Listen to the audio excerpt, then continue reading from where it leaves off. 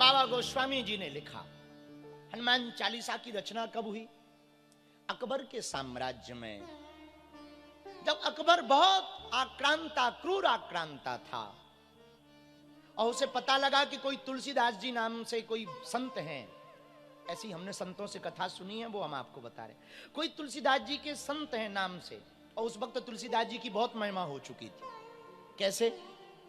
एक बार तुलसीदास जी बाहर बैठे थे, उसी समय एक स्त्री रोती रोती जा रही थी। तुलसीदास जी ने कहा, अरे रो क्यों रही है? उसने तुलसीदास जी के मस्तक पर तिलक देखा तो उसने प्रणाम किया, महाराज जय हो आपकी। और जैसे ही वो झुकी तो तुलसीदास जी ने आशीर्वाद दिया, सौभाग्यवती भवा, दीर्घायु भवा, पुत्रवान भवा।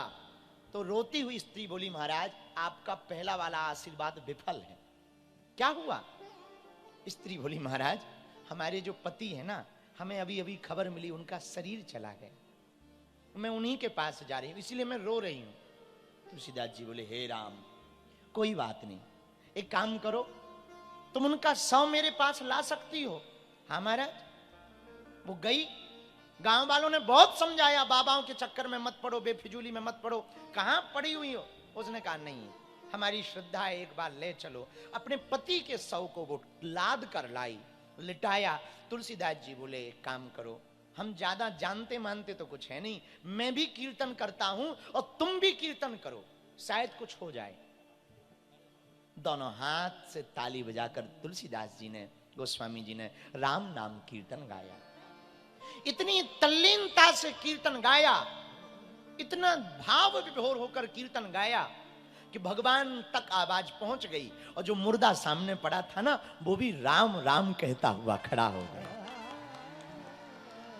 चारों तरफ जय जयकार हो गई, और धीरे धीरे तुलसीदास जी की ख्याति पूरे देश में पहुंचने लगी कि बड़े अद्भुत बाबा हैं, मरा हुआ आदमी जिंदा कर देते। तो अकबर को पता लगा, अकबर ने पकड़वा लिया, बाबा इधर आओ। तुलसीदास जी पहुंच गए। हाँ महाराज, हमने सुना तुम जादू टोना जानते हो। महाराज हम तो भगवान का नाम जानते हैं, कौन सा जादू टोना जाने, राम नाम जानते हैं। राम नाम मन दीप धर, जी है देहरी द्वार।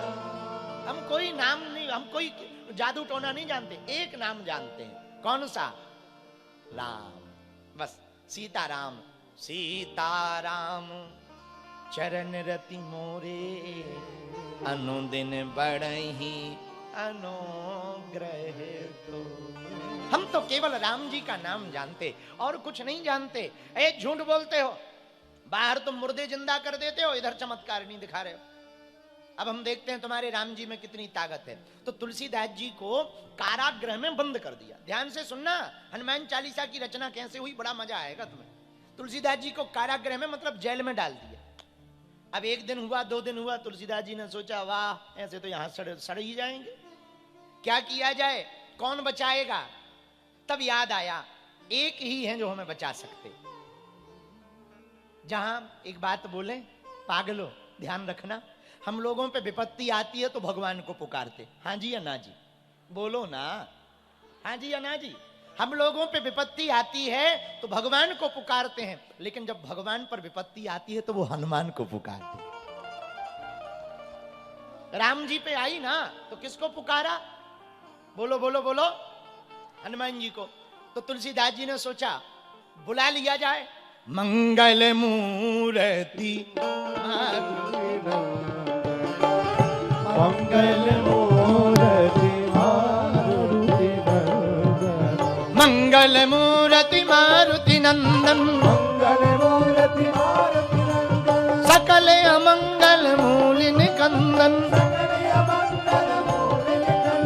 मंगल मूर्ति मारुति नंदन, मंगल मूर्ति मारुति नंदन, सकल अमंगल मूल निकंदन, सकल अमंगल मूल निकंदन, मंगल मूर्ति मारुति नंदन, मंगल मूर्ति मारुति नंदन, मंगल मूर्ति मारुति नंदन। जी महाराज, जय हो आपकी। लेकिन विचार किया हनुमान जी आएंगे कैसे, तो सोचा हनुमान जी को बुलाया जाए।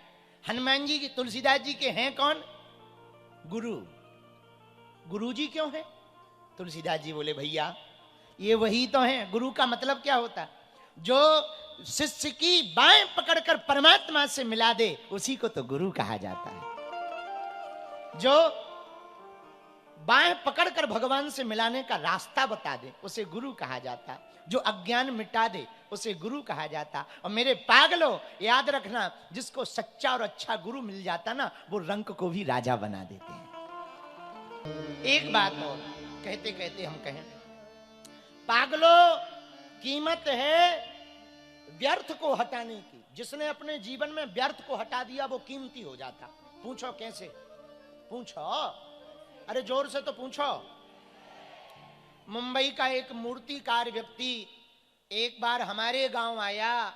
वहां पर हमारे गांव के एक व्यक्ति ने पत्थर रख रखा था। उसने कहा ये पत्थर हमें दे दो, इससे हम मूर्ति बनाएंगे। उसने 500 रुपया में वो पत्थर खरीद लिया। वो पत्थर मुंबई लेकर के आया, छेनी हथौड़ा उठाया, उसका सुंदर मूर्ति बना दिया और मूर्ति बनाकर अपनी दुकान के बाहर खड़ा कर दिया। हमारे गांव का वही व्यक्ति मुंबई आया जिसने पत्थर बेचा था। वो उस दुकान पे गया, वो पहचान गया ये वही पत्थर है जो हमने बेचा था। दुकानदार से कहा बड़ी सुंदर खूबसूरत मूर्ति बन गई, इसके रुपया बताओ कितने हैं? बोले ये 50,000 रुपया लगेंगे। बोले बड़े पागल हो, बड़े मूर्ख हो, तुम हमारे यहाँ से 500 में लेके आए थे, अब 50,000 मांग रहे हो। तुमने किया क्या? उल्टा वजन घटा दिया। पहले मोटा था, लंबा था, अब तुमने पतला कर दिया, छोटा नाटा कर दिया और तुम 50,000 बल्कि 400 में देना चाहिए। तो पता है मूर्तिकार ने क्या कहा? बोले हमने पत्थर को भले ही घटाया, साइज घटाई, मोटापा घटाया, पर हमने ऐसे बेकार में नहीं हटाया। जो बेकार था उसको निकाला है, जो बचा है ये सार है, इसकी कीमत है। जो व्यर्थ था उस व्यर्थ को निकाल दिया, अब जो शेष बचा है इसकी कीमत है। मेरे पागलों, जो शेष है वही विशेष है। इस सूत्र को नोट कर लो। तुम्हारी जिंदगी जितनी बेकार निकली सो निकल गई, अब जो शेष बची है इसी को विशेष बनाओ।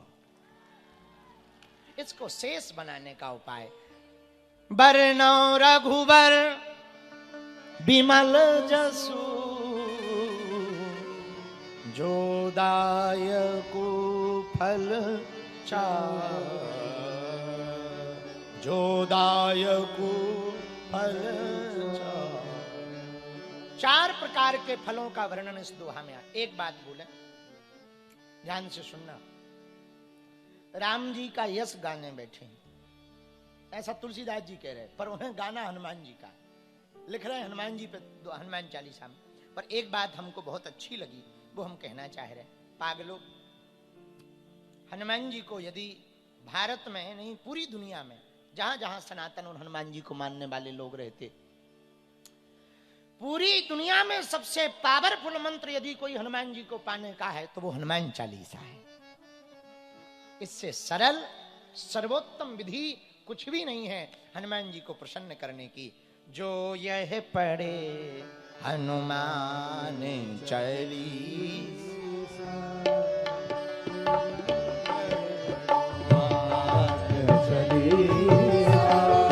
हो ही सिद्ध